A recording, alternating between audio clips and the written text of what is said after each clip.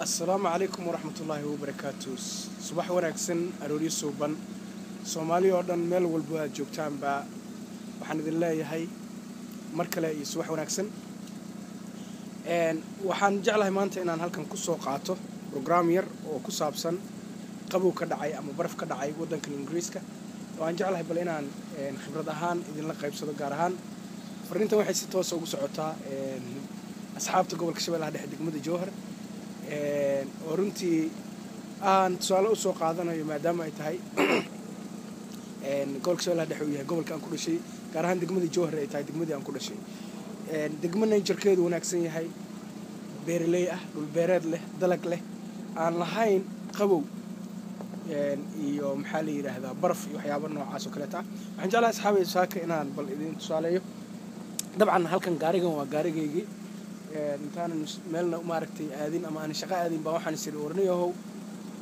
marorta gaarigii iyo ma aragtay waxa aad ku safar lahayd kici sida halkan idinka muuqata waxa dul saaran baraf aan la soo koobi karin barafkaas marka wuxuu daayay maalmahan oo dhan wuxuu qabsaday dhammaan gaariga guudkiisa iyo meel walba daaqadihii meel walba sidaas u ma aragtay sida idinka muuqata marka barafkani ma aha oo kaliya mid gaariga ku maaragtay dhulka oo dhan waxa yaala baraf haddii marka halkan meesha noocaana ay ahaan lahayd beero dabcan waxa meel walba qabsan lahaa barafkaas isaga inagu dhulkeenu malaha baraf malaha qabow malaha dhaxan waa dhul dabiici ah oo ilaahay nature-kiisa uu ka dhigay nature xilli walba qofku uu ku noolaan karo isagoo aan u baahnayn inuu bustayaal jaakado waaweyn waxyaabo u dhaxanta ka xirto halkan sida idinka muuqata waxa iigu xiran dhowr arrimood dhowr dhar jaakad hoose funaanad ka hooseysa funaanad kale oo ka hooseysa jaakad ka koreysa gloves gacmaha la gashado waxyaabahaas oo dhan intaas oo dhan marka waxaa laga gashtay waxa way qabowgaas faraha badan oo jira waxa sidoo kale halka idinka muuqanaya geedo laftigooda geedaha waxa koray baraf hadday dhulkan uu beera lahaan lahaa beerihiisu saaka waxay aan lahaayeen kuwa qabowgani uu naafo beeliyo bal ka waran geedka sisinta ah geedka bariiska ah iyo geed miroodka la midka ah ee dalkeena waa baraf ku daay marka waxaan jeclahay nature aan shaqo badan u baahnayn oo aan u baahnayn laamigan iyo dhulkan aad u jeedaan in la xaaqo oo baraf laga xaaqo oo baabuur loo soo diro oo cusbo lagu shiro oo aan shaqadaas u baahnayn baynu haysanaa dhul dabiici ah oo u baahan in ummadiisu inta fikirto midabta koorka qabaliga ah qabyaaladda iyo musuqmaasuqa intay iska dayso waddankaas na loo fikir sidii loo horumarin lahaa isla markaasna loogu dhaqmi lahaa habnololeed ilaahay iyo ummadiisuba ay raalli ka tahay ee aan ahayn federaal midabta koor faquuq kala qoqob xaafado qabyaaladeed iyo isnacayb qabaliyadeed sida hadda Soomaaliya ka soo cusboonaatay oo runtii ah dareen naxdin iyo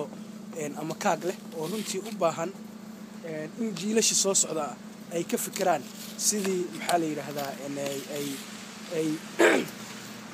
ay wadankooda ugu maaragtay u horumarin lahaayeen oo ay isugu fikiri lahaayeen marka waxaan jeclahay inaan hadalkayga ku soo koobo war hal fikiro aqligu ha shaqeeyo waxa waaye wadan aan baraf xaqaas aan lahayn waa aan barafkaas iyo waxaas faraha badan ee maaragtay dhibaatada ah oo environment-ga dhibka ku ah oo dib u dhac ku keenaya in shaqadii ay degdeg u socoto oo dib u dhac ku keenaya in gaadiidkii ay degdeg u socdaan oo dib u dhac ku keenaya sanadkaas beerihii wixii beernaa oo dib u dhac u keenaya duulimaadkii diyaaradaha waxaas oo dhan wadan aan lahayn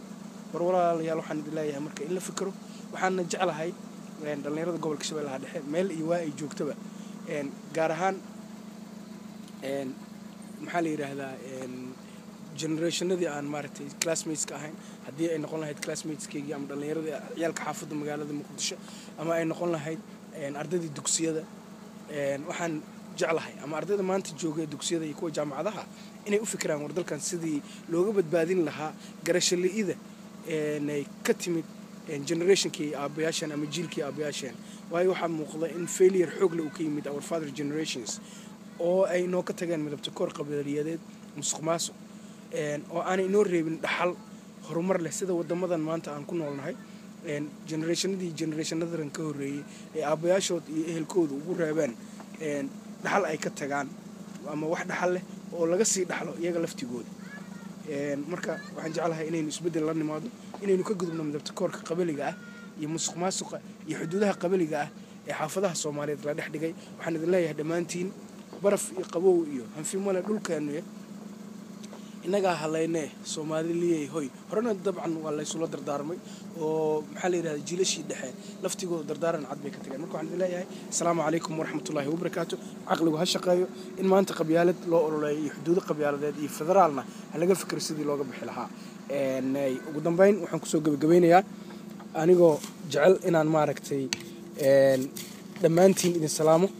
anigoo jecel inaan dhiirigeliyo dhalinyarada maanta wax baranaysa oo baranaysa runtii ama dugsiyada sare ku jirta ama himilada jaamacadeed leh inay ka faa'iideystaan sidii dalka ay ugu fikri lahaayeen wadanka maxaad u qaban kartaa la iskana daayo runtii waxaa maalmahan soo kordhaya dhalinyaro bima amoorta gelaya ama geeri iyo nolol inay maaragtay soo aadaan badaha inay Yurub wax uga soo horeeyo aanay garanaynin ay iska soo aadaan wallahi been idin ma sheegayo meeshan ninkii scholarship iyo waxbarasho ama nidaam ku imaanaya laakiin iska soo aad aan qorshaysnayn waxa laga dhaxlay fitan waxa laga dhaxlay in dadkii ayahiisii ay ku waayaan dhalinyarada ahaa in himilo la'aan ugu dambeynna ay sababto in maaragtay qofka uu nolosha ka dhaco marka waxaan idin leeyahay walaalayaal